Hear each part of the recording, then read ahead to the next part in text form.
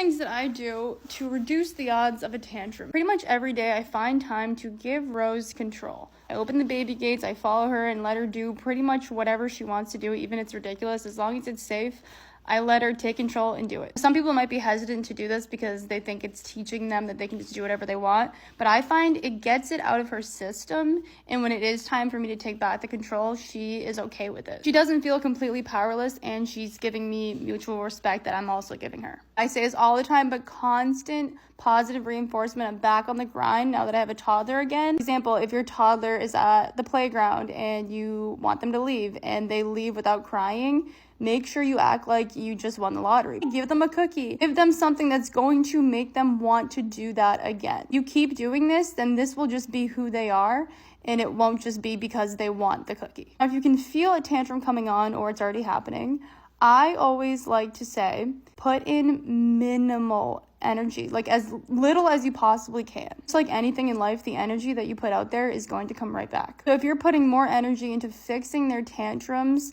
than cheering on their good behaviors, then the tantrums are the ones that they are going to repeat. Teach them that the correct and only answer is okay. For an example here, we went to a play place yesterday, and before we left, I said, when it's time to leave, you're going to say, and he knows by now because I'm doing this for a year, he says, okay.